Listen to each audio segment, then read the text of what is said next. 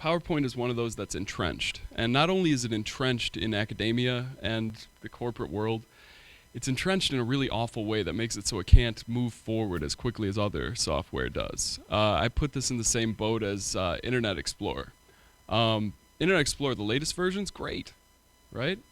But Internet Explorer 6 and before had some serious limitations.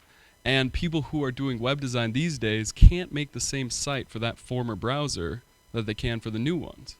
But if you're locked into something like a university or a place of business, oftentimes they won't update because they don't really see a reason to, right? So what I've run into many times in the past is making PowerPoint presentations that I try to take somewhere else and it doesn't play the same way. This is the first thing I don't like about PowerPoint. I don't like the idea that I have to have it on both ends of the conversation. There are viewers, PowerPoint viewers, that you can use to watch a PowerPoint. But again, they have to be at the same level of upgrade as the PowerPoint presentation itself. All right? It's one thing that I really don't like. Something I bang my head up against all the time in academia is this willful ignorance to new technology.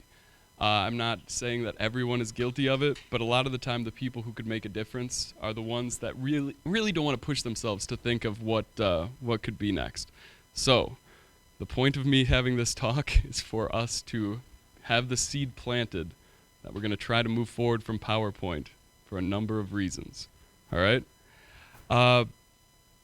Let's take a look here. Oh yeah, and by the way, the people who I work for with the willful ignorance to technology, I'm hoping they don't see this, because but it's hidden on the internet, right? So they'll never find it. Yeah, but when I see a PowerPoint presentation, when I first walk into the room, I think stagnation, boredom. I think the things that I've always thought. I think bullet points flying in from the left and titles, and I think that I've already seen it before. The problem with that is there isn't any emotional impact, other than the kind that I just described. If you are looking to make a presentation that takes advantage of what we have at our disposal these days, it can't just be bullet points. I don't think people think in terms of bullet points. I think that this linear way of laying out everything that you're going to say in a presentation is the wrong way to go. So for starters, I'd say if you are using PowerPoint, maybe don't use it as it was intended originally. Or maybe do. I guess what I mean by that is the PowerPoint wasn't designed to replace the presenter. You follow what I'm saying? It was meant to augment the presentation, but it doesn't. So, if you make a PowerPoint presentation, it's already hurting me to say, don't read off the screen, at least not word for word. It's not something that anyone enjoys being involved in. You start wondering why they're there. If you're an educator, I say this doubly so, it's really your job to engage kids. And working in a bullet point form from top to bottom is not the way to do that. If you were working on a chalkboard, it sort of gives this opportunity for this. I know, right? I'm replacing PowerPoint with chalkboards. But there's something to be said for that that not pre-programmed presentation where a question could only slow things up or lead you off track because you know there's 3 more bullet points coming when you have those 2 at the top. I really don't like that about PowerPoint, all right? So one way that you could think about structuring your presentation a little bit differently, which I see in, not to rip off Apple all the time, but the keynote address that Apple would have, would be to not have all the information be on screen, all right? In fact, have very minimal information on screen, something that can make an emotional impact. 1 image, really clean. 1 statement, very clean as well. That's your speaking point for that section of the talk. Now, in your handouts that you give to people, you could have all those bullet points laid out. But I don't think bullet points really capture what's good about a presentation. So, like I said, the presentation software is not replacing you. It's just giving you the skills or the tools that you need to give a good talk. Let's see here. The reason why everybody uses PowerPoint, after researching it yesterday, is that it's cheap, fast, and easy, and everyone else is already using it. Those are really hard statements to counter, which is why I'm not telling you that PowerPoint has no place. But I do want you to try to push yourself away from what you've been doing. Does anybody here have, before I just keep going with this talk, since it's not PowerPoint, we can kind of diverge. Is there anybody here who has a particular thing they don't like about PowerPoint or something they love? An argument will get us a lot further in here than a bunch of people agreeing with each other. Well, this isn't something I love, but there's a developer at SAP who produces a tool set for PowerPoint that links it to Twitter. Okay. So when you were just now talking about, giving them handouts with bullet points, they have after you install it requires like a Java kit or something installed on your machine. But once you install that, if you put these tags in the notes field and put the bullet points between those tags, when you get to that slide, it'll tweet them out. That's pretty slick. Okay. Yeah. I think on all the questions, we're going to have to get, or not questions, statements and questions, we're going to have the mics handy. But yeah, I guess I would feel the same way in some avenues. Camtasia and Relay both have plugins. I'm assuming you all know about the plugins for PowerPoint. I know new people were filing in. These plugins allow you to record the screen and the narration that you're doing for a PowerPoint presentation. But what's most important is that it takes that presentation out of this closed format where you need to be using PowerPoint or a PowerPoint viewer to watch it, and makes it into an MP4 video that you can then wrap in Flash and put online and have the same experience with.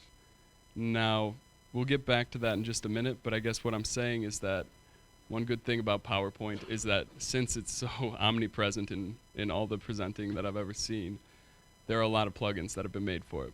A lot of people have actually put some time into expanding what it's capable of doing. Let's see here. I'm going to just throw something out there, something that tripped me up in the past with PowerPoint that really bothers me, that I find that the video avenue is a good solution for. Embedding versus linking with media. Has anybody had experience with this yet in PowerPoint? Yeah, go ahead. Hang on. Yeah, in our presentations, in our seminars, we link to screencast videos. And that can be a problem depending on how things are laid out. So we've taken to just keeping them local and being able to link directly to them. And that gives us a way to take a break, show a video, and it's an example of what we're trying to sell too. So the videos are what we're selling. We want people to see examples of what they are. But it can be problematic when you click on the link and it just doesn't go anywhere. So you have to make sure that it's somewhere that's handy. Yeah. I guess what it kind of gets down to is this idea of if you have Dave O'Rourke's in here, so he can help me anytime I say something technical. Just rub your nose if I say something that's not true. You've got that's just, if you're looking at my beard, I understand if you have to rub your cheek. That's fine. I get that a lot. Just as a throwing that out there, if you grow a beard and somebody it does like one of these, anytime anyone scratches their cheek, you just assume there's just beard crumbs all over. So if any of you touch your face other than Dave, it might make me self-conscious. Someone's hand's up in the back. I don't know what that means. Oh, a comment from the internet. Yes, Bob Horn says, I don't like how PowerPoint's rigid structure of use. It needs to be more freeform. Intuitive to use, drag and drop. Yeah. Something he would like. I like the way you think, Bob, from the internet. Yeah, I agree. I feel like the freeform thing is something that really doesn't come through in PowerPoint. It's just a series of events. If you look at the way that animation is done in PowerPoint, how many of you are familiar with animating in PowerPoint? Okay. Have you gotten into custom animations, or are you... Okay. Medium? How many? Raise your hand if you've done custom animations in PowerPoint. All right, that's actually more than I expected. You guys are cutting the legs from under this talk. Yeah, I can throw some of that in there. Basically, what you can do in PowerPoint is work with animations in a very specific way. And this is one of the reasons why I don't like the program as a whole. That if I go into the custom animation... Sorry, it's been a little while since I was in PowerPoint. Been living pretty well. Let's see here.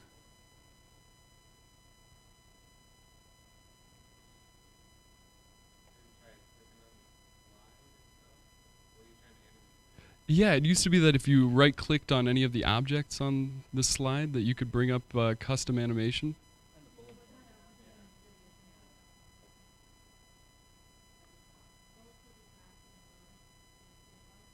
Okay.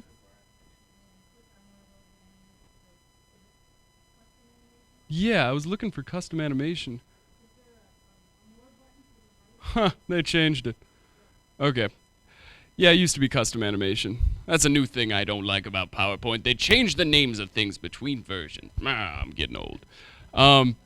Yeah, alright, so basically what you have in PowerPoint, if you get into the various ways that you can stack your animations, is... I don't even want to... Yeah, I can't even get the menu to open, and I don't want to drag the talk too much, but basically here's how the menu system worked in my experience with custom animations. You would have a series of instructions. Those instructions would either be triggered by a click, by the previous animation finishing, or occur at the exact same time as the previous animation. All right? It's a sequential based animation scheme which just stops at the next click. All right? Each time that you go to a new slide, you have a new series of custom animations that can be loaded up. And in my experience, PowerPoint's the only program that worked this way when I was animating. Now, the reason that this bothers me is that if you get into a program like Camtasia now, especially since version 7, it looks a lot more like your Premieres and After Effects. These multi-track video, and Final Cut Pro if you want to add in the Mac audience, which I do. These are multi-track based video editing programs, and they use things like keyframe animation. This is something that you can grow your knowledge of animation with and kind of expand what you're doing. But if you get very good at PowerPoint, I feel like these are antiquated skills. I had to start from scratch after I learned how to start animating in PowerPoint a long time ago. And when I moved into other programs, I found that the skills didn't really translate.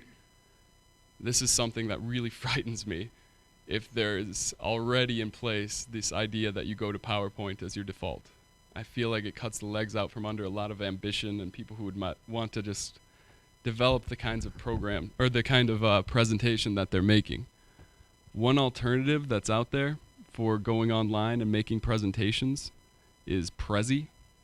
I think probably watching a short Prezi video that's 1 minute and 14 seconds would be more beneficial than me talking about it really quick. But who here has used Prezi? Nice. All right, play a minute video and get back to it. I want to find somebody who's done something with Prezi, maybe talk about pros and cons.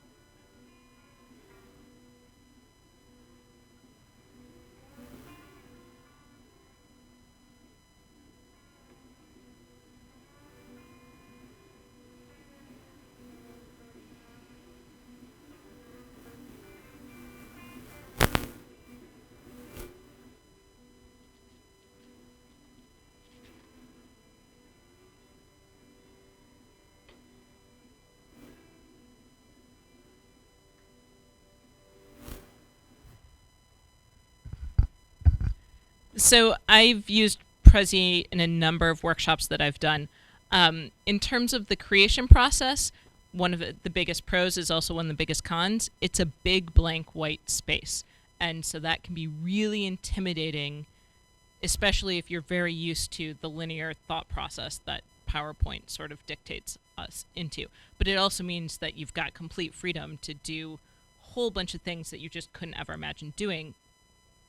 And that can be, like I said, a little scary. It has really great capabilities to embed pictures, embed videos, embed audio. You know, it really works smoothly from that perspective. One of the biggest downsides from an audience perspective is you can make your audience have motion sickness. I mean, really, people get a little green around the gills. And so if Prezi's done poorly, it's worse than if a PowerPoint is done poorly, because you have people who literally have to close their eyes or leave the room. Whereas with bad PowerPoint, you can just sort of zone out and go into your own little world. It's not physically uncomfortable for most people, I'd say. I think that's a quick summary of the pros and cons. I've done a couple workshops, and I can easily post links to my prezzies and tweet those links out. So watch the Twitter channel if you're interested in seeing some that have been used in a workshop educational context. So that's good to know. In addition to the dynamic motion sickness, did you have something to add? Yeah, let me hook you up with the microphone. Oh, don't want to throw something that's not mine.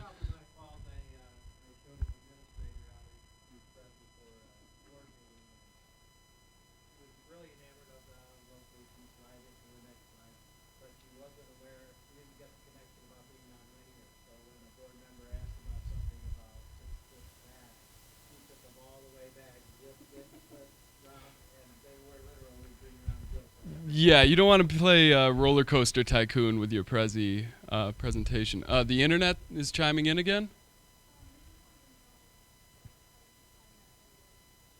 If you go to Prezi.com, it should be on the landing page as a tutorial there. So it should be right at the top of the old Prezi.com. Let's see if I can. I don't even know if this is helpful. They say it's the zooming presentation tool, which is catchy. One thing that I think might be a limitation of Prezi is the idea that it uses Flash. I'm 90% sure on this because I tried to hit it with an iPod last night and that didn't work out. There's an app for that. There's an app for that. Fair enough. All right. No, that's good to know. But editing capabilities on iPad or iPhone are more limited than they are in the web interface. And so despite the fact that the iPad is sort of a perfect creation tool for that, drag and drop, zoom, it's got gestures that are associated with most of the Prezi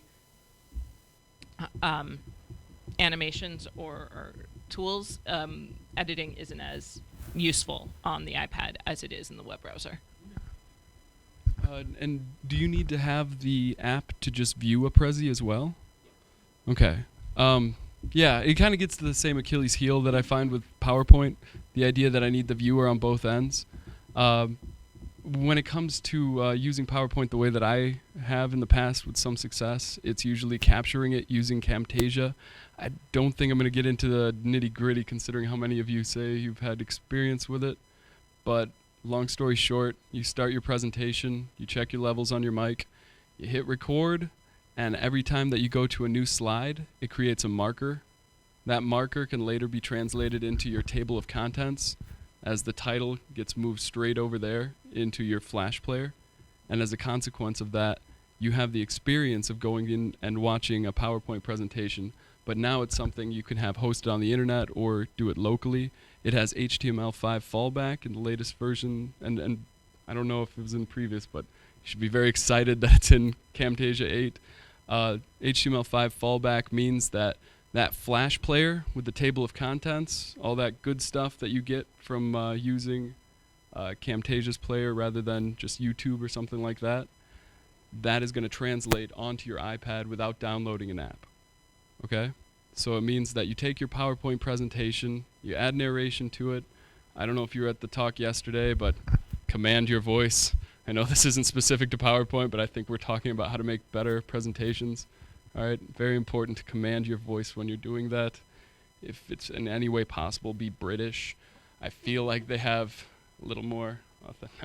That's the voice of integrity, right? Like that guy in the Dyson vacuum commercial. I feel like if I got up there and told you I made a better vacuum, you'd be like, yeah, right.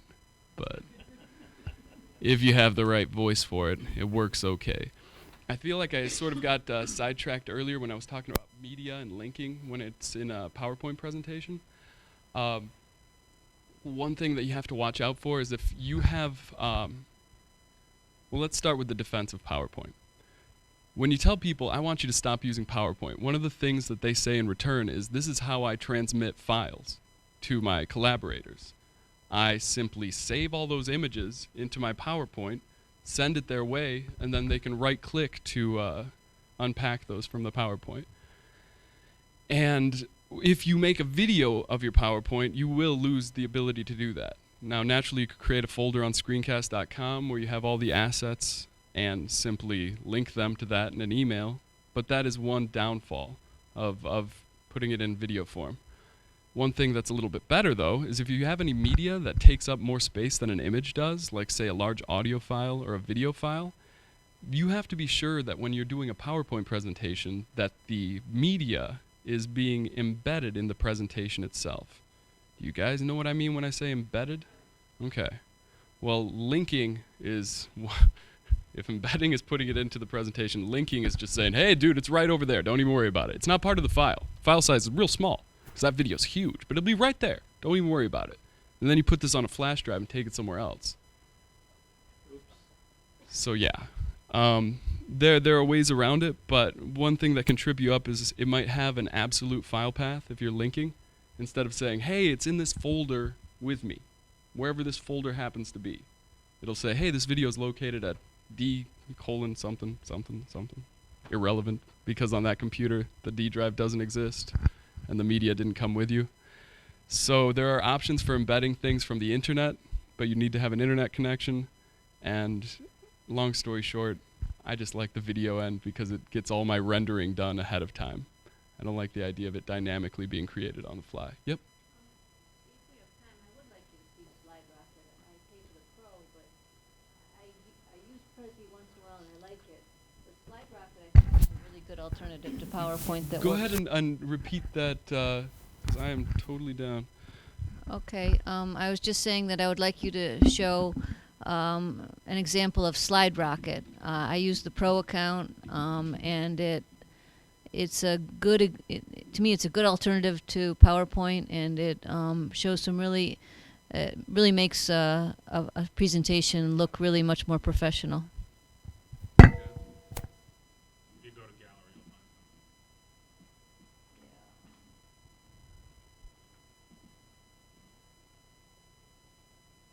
something. Google Plus. Should you be interested? Nice.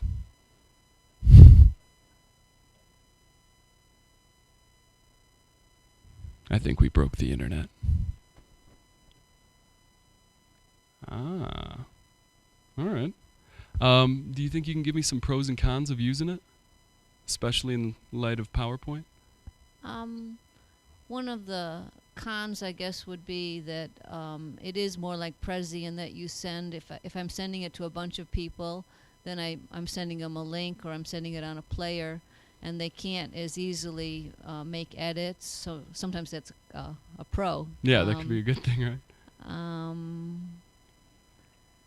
Sometimes it can be a little bit too much. Sometimes people use too much animation with it.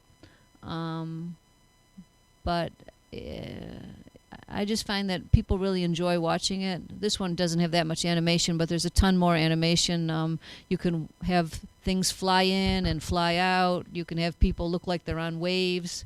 So some people can overdo. Okay. No, I think it's beautiful. And I guess what I mean to say, the reason why I'm kind of crowdsourcing this and seeing what alternatives you guys have to PowerPoint is that I really feel there's a stigma involved with PowerPoint. The reason why I wanted to give this talk is because of this stigma. I feel like sometimes people feel slighted when they walk into a room and realize they're about to be watching PowerPoint, and I think that if you can surprise them with the way that their presentation goes, with this left to right thing or changing directions on the fly, as long as the content is minimalist, clean, easy to read, legible, this goes across the board. If you're using PowerPoint or anything else, if you use yellow as a backdrop, I will find you. You don't, I just mean to say, large text, you don't put more text on screen than you want them to read at a time, and don't depend on the PowerPoint presentation or whatever the presentation is to be your presenter. You're just there to assist.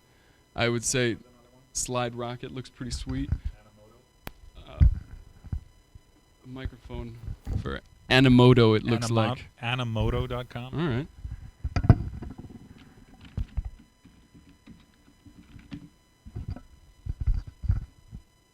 Gotta love those sample videos. Let's hope this is short.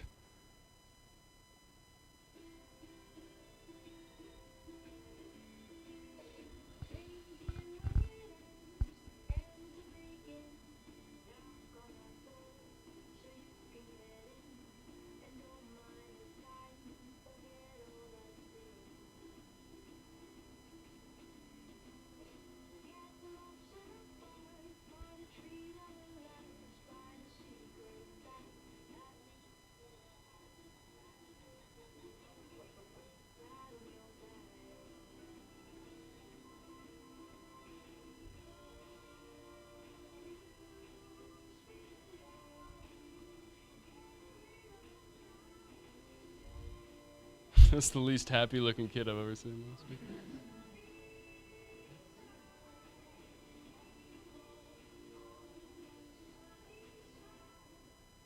Okay, so I saw mostly picture-based things. I'm guessing that's the Odo part, maybe for photo. Can you give me any more background information on how you came across it and what you've used it for? We just evaluate things routinely every single day, and this just was one of the ones that came across our desk some time ago when it first rolled out. Okay. So it's just something we constantly look at from time to time to see if it's made any progress. All right. Well, Animoto. I don't know that much about it. I feel like it might have been a little Instagrammy for my taste on the demo video, but is Instagrammy a thing you can say? That's an adjective, right? But yeah, I mean, any alternative. I don't know if that's going to be as I don't know, applicable to some of the people who are using PowerPoint right now. But another one I'd like to throw into the mix is Google Docs as a presenter tool. I'm not telling you that it crushes PowerPoint, but it isn't PowerPoint. And I do like the way that Google Docs does their collaborative work. So if you were trying to collaborate with someone, and one of the reasons that you're staying in something like PowerPoint is the ability to use that format to transmit files from one place to another, it's a cloud-based application. How often, just by a show of hands, have you heard the word cloud more than 4 or 5 times in the last day or two? All right, that's to be expected. No one said Web 2.0, right? Oh, yeah. Yeah, that's all right. Paradigm shift's all right. Even the smartest people I know don't feel confident saying what Web 2.0 is. Okay, so just to give you an idea of where I started to bang my head against PowerPoint, I would get these instructions to make presentations that would be dynamic, and basically it became clear to me that my job was to hide the fact that they were PowerPoint. All right? But I had to use PowerPoint.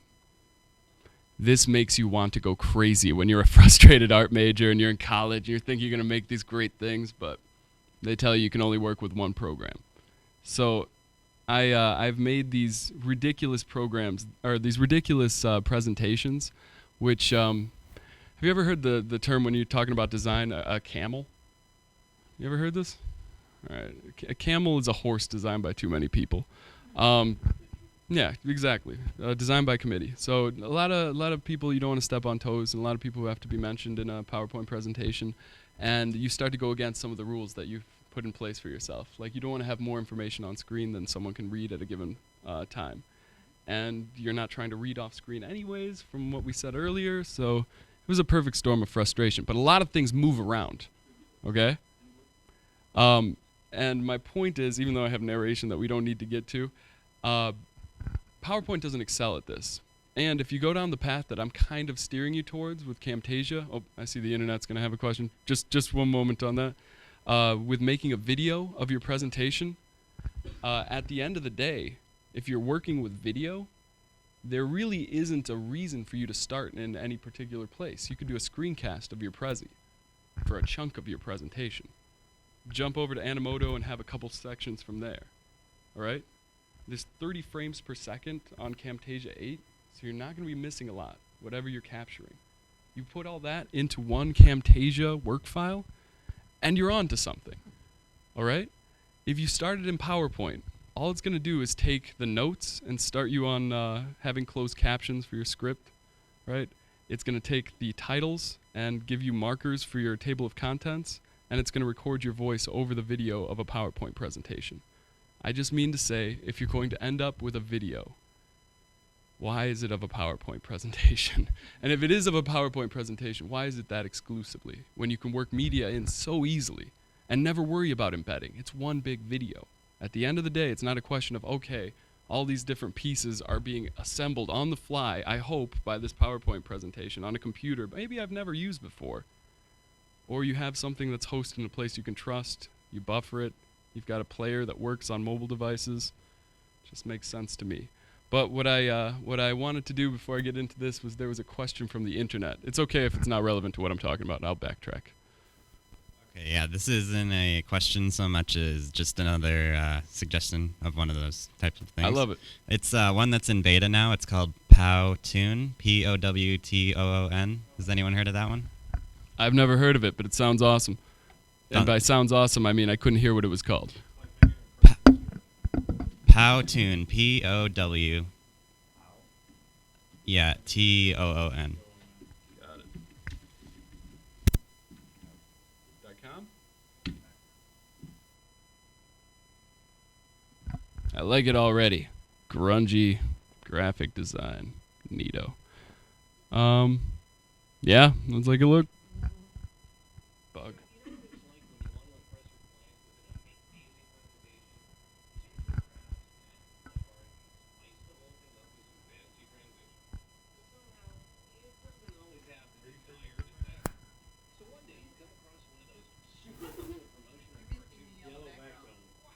Ah!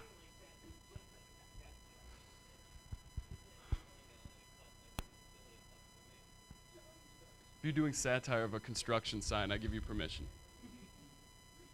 Hey, Dave. How do I get audio to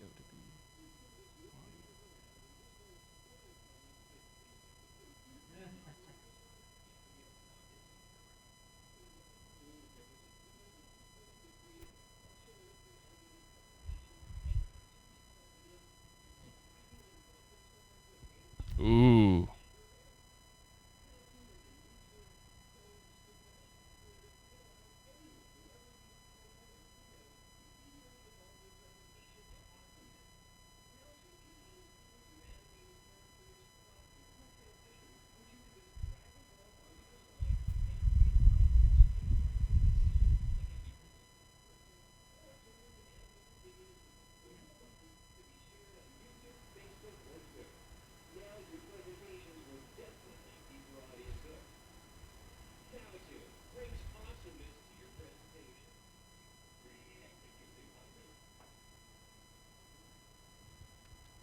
Young people, right? Okay, yeah, that looks really cool to me. I guess what I mean to say is grab something from this presentation tool, put it into your Camtasia timeline. Don't think that you need to use one presentation tool if you're going to add up to a video at the last step that you're rendering out, okay? Your table of contents, your notes, all that stuff is really flexible. But the world is your oyster if you're good with screen capture. I don't know if that's dawned on you guys 100%, but man, is it a beautiful time. You're talking about using Camtasia to aggregate all the components of your video. I'm saying that anything that you put on your computer right now, anything that makes audio or video, anything that makes a visual or something that you can hear, Camtasia can record with really, really high fidelity. So if that's the case, and there's all this great stuff on the internet you could be using to illustrate your point, don't just do fly-in lefts for bullet points. Don't do, well, if you're going to do PowerPoint, do fades between slides. I'm just saying, if who here has ever done random for their animation scheme for, I was going to say, I'm so brave would be the person who does that. But I mean to say that even if you aren't feeling 100% confident on every program that's out there, I want to plant that seed of doubt, all right? That PowerPoint might not be the end-all. And even if you start from a PowerPoint presentation that you record, there might be something better out there, something dynamic that you can create. A video of you typing something into a word processing program might be a more compelling way for some sort of bullet point to be on the screen than the traditional PowerPoint way, all right?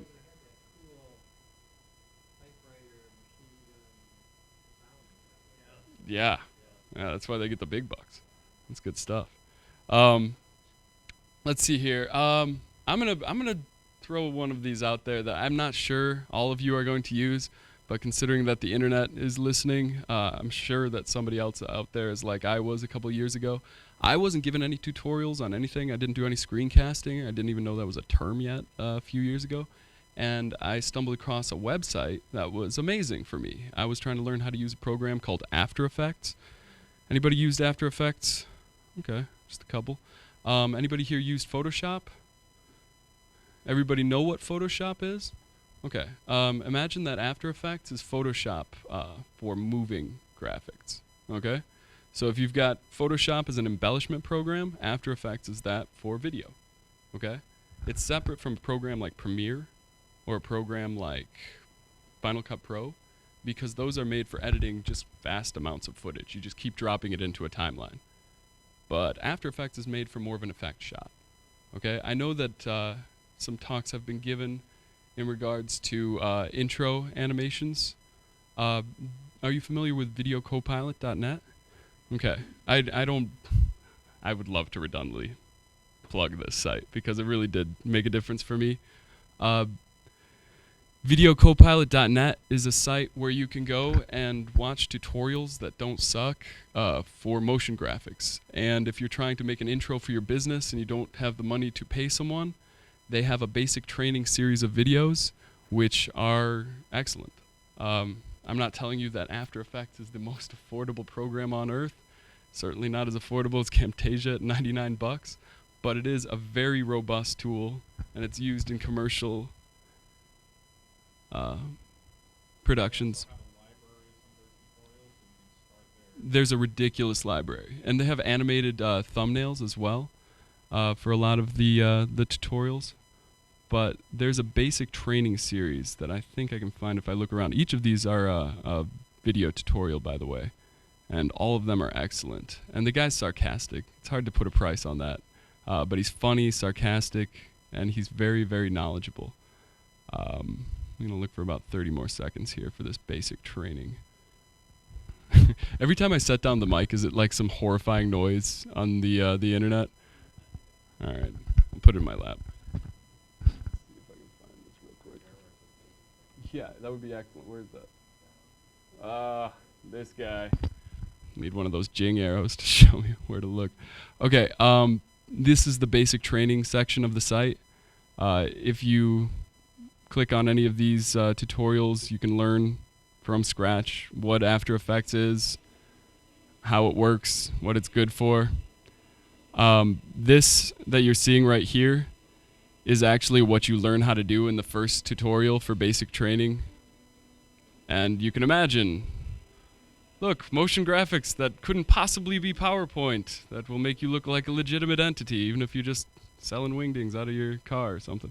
I don't even know what wingdings are. That's just a weird thing to say. Yeah, but I'm throwing it out there not as a presentation software, but as a place where you can learn how to use maybe the next tier of video editing software. So if I'm pushing you towards video because there are standards in place that don't have anything to do with I don't know, Microsoft so much as just what the internet's using right now, it's a beautiful time to make presentations that aren't awful. All right? And not that every PowerPoint presentation is awful. By the way, let me throw this out there. For PowerPoint, talking about presentations that aren't awful. Animation pane. Oh, now I find it. Excellent. Yeah, this is what I meant. When I was doing that interpretive dance earlier, trying to explain the different ways that animations can be triggered, you can add different animations, and then they kind of show up over here. And as a result of that, you can change if they're with the previous animation, if they start after it, and you can even go into timing and change that.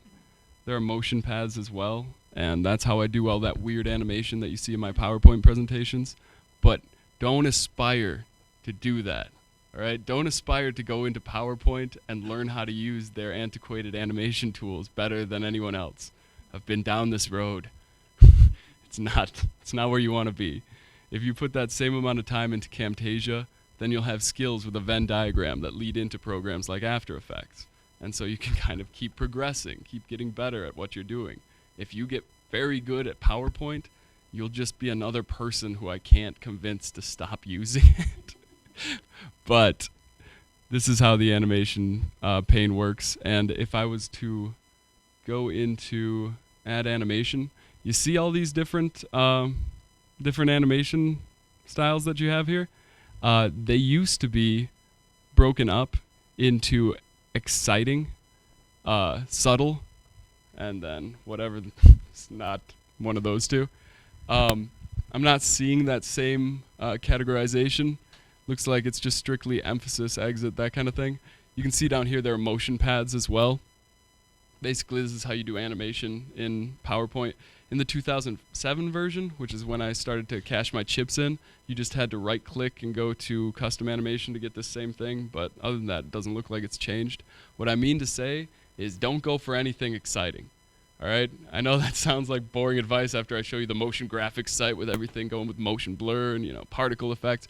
With PowerPoint, just go subtle, go classy. As I said to start off, see if you can get a big image on screen with some sort of heading on what you're talking about. Give them a good pamphlet, and then you are the presentation. That is not. That is just to keep people on track. All right? Again, if you want to rip someone off, go watch the Apple keynote. They do a good job with it. There'll be one graphic up on the screen, and it says, big bar graph, Apple's better than the next guy. And below it says 100 million somethings. And you're like, I get it. And then they talk and wax philosophical about the details, but you don't see each one and every one of them go up there, and they certainly aren't turning to the screen. They aren't pointing at things like an awkward weatherman. It's just, they have their notes. You have perhaps the same notes in front of you. And I believe, didn't you have a book that kind of... There are two books that I recommend. One is about presentation skills in general. One is specifically about PowerPoint if you need to use PowerPoint. If you're going to use PowerPoint, this is the way to do it. The book is called Presentation Zen. And essentially, if I could distill it down to a nutshell, the idea is to put one image on the PowerPoint slide that evokes an emotion and put 1, 2, or 3 very large font words or a very short phrase that describes the general feeling of what the presenter is talking about. The other book that I highly recommend is called The Exceptional Presenter. And it doesn't talk about PowerPoint specifically. It talks about how to be a good presenter as a person, because you, as Dan mentions, you are the presenter, not the PowerPoint. So I would recommend both of those highly.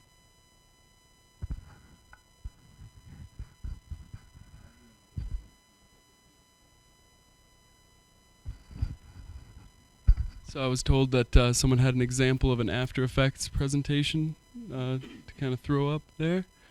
Hey. No, questions are awesome. So my question is about the difference between a video that you're posting somewhere for somebody to watch the video, which in that case the video is the presentation, versus some live, interactive classroom thing where you're presenting. And what you're recommending about using Camtasia, does it fit into that live interactive, it pauses and I talk mode? And if so, how? Yes. I really try hard to not lead someone totally astray on this stuff, so yes. And here's how it works. Have you heard of a call-out before? Do you know what a call-out is? Okay, awesome. I love that you're knitting. Well, it's beautiful. Okay, so basically you have these different areas that you can set up where it'll be a hotspot. You click on it, and it goes to a certain point in the video. You also have these markers. Okay? With me? Yeah, I think if you hit M, creates a marker in your timeline, so you got your cursor going along. I hit M, little green dot shows up. All right? I can name that marker. All right?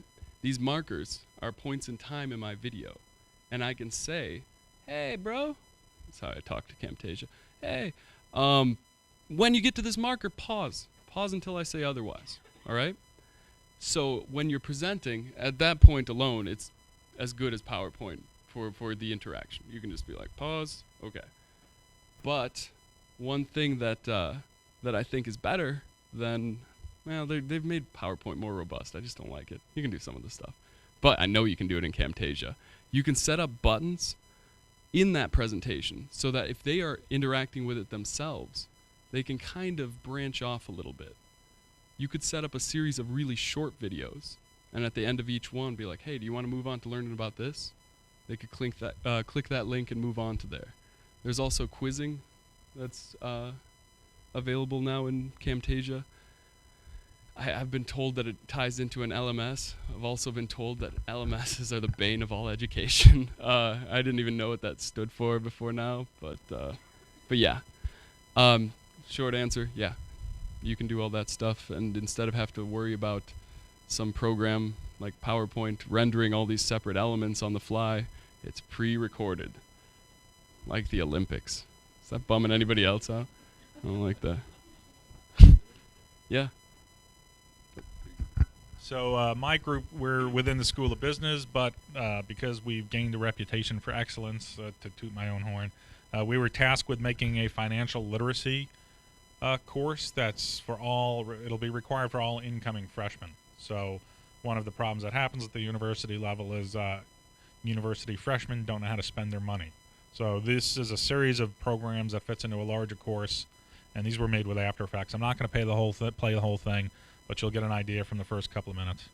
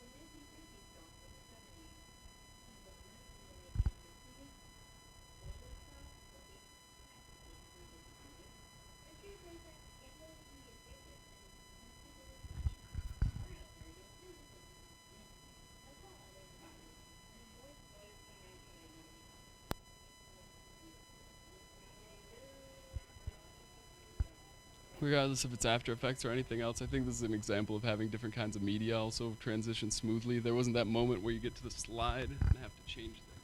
So what they did for this, I didn't lead this project, but what they did for this is the narration you hear is actually done by the undergraduate students who are going to be in this class.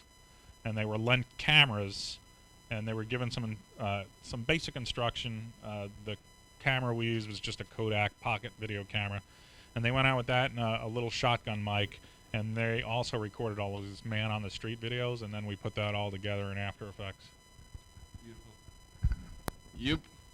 So, you guys have some alternatives now to make visual information, and the knowledge that anything that you can see or hear on your computer can become ammunition in your timeline for an awesome Camtasia presentation. Video is a lot of what I'm trying to push you towards, and as long as I'm pushing you towards recording screens, then you can be promiscuous with your presentation software. You can go all over the place and make it into one thing at the end. And I think the last thing I want to show off is something that I started making for the Forge. I already showed it at the Screencast Champ talk. If you don't know what Screencast Champ or Screen Champ Awards are, it's basically a contest that one of you should win. If you care enough to be here, I really want you to go and tell at least one or two people who are inspired, ambitious, creative, looking for a reason to do something about this contest. Basically, it's exactly what it sounds like. A bunch of you submit your screencasts. Panel of judges decides which ones get the top 3 or 4 spots. There were beautiful prizes last year that I do not want to put any of my friends at TechSmith in a bind by mentioning, but I made trophies. This is a trophy, a ridiculously big trophy you could win if you enter this competition. All right. So yeah, I want everybody to be involved with that. I'm gonna throw a quick screencast up on here, which I use screen capture and After Effects and a few different things to make the intro for. I don't think we have to watch the whole thing, but I don't know. I just want to inspire you guys. If this starts off as being like, hey, dude, negative, PowerPoint, doesn't it suck? Let's all talk about it. Let's put our arms around each other and feel the same way. I wanted to end with us being like, there's a lot that's possible right now with technology. And if you are feeling ambitious, you can make a presentation no one else has seen before that gets the point across better and moves us forward as a species. That's what we're here for, right? Okay, hang on. Yeah, exactly. Yeah, you thought it was going to be a talk on computers. You're going to learn a little bit about yourself as well. Let's see. Have I gone over time?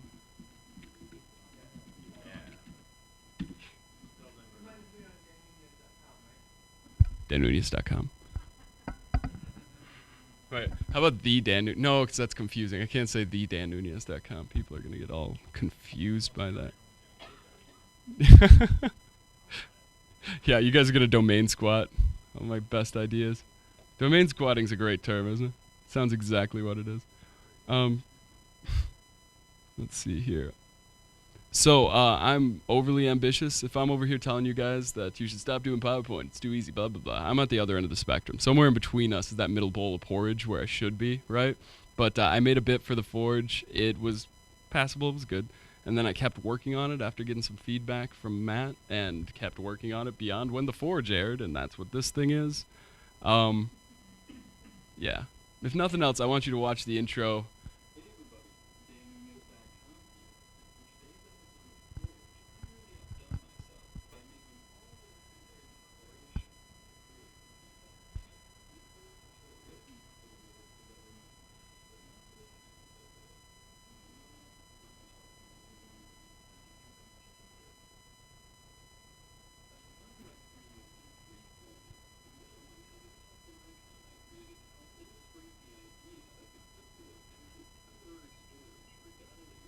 So I made an icon on there and zoomed in on it. That's not PowerPoint, but you're presenting, you're doing something. I made some background. I took a photo of a clipboard and then drew some signs by hand. Those are backgrounds on my desktop, and I'm cycling through those backgrounds by setting up a quick hotkey. So I can just go Windows key N, and then it goes to the next background. There's no real reason for me to do this, but it wasn't PowerPoint. I thought people hadn't seen it before. Let me kind of just fluidly go through my presentation, right? So be creative, guys.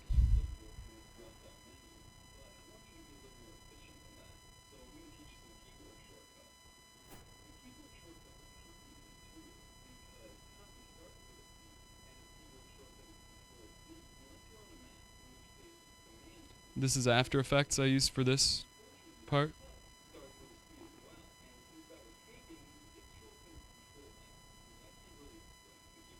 But you could totally do this in Camtasia for 99 bucks. I believe it was, wasn't it? I saw 99 bucks somewhere.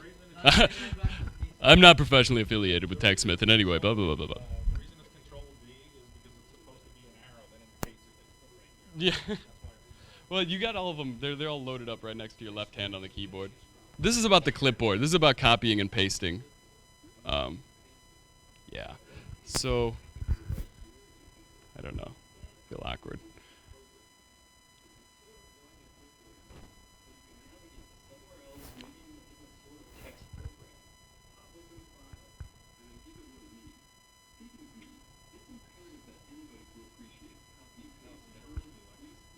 Yeah, right?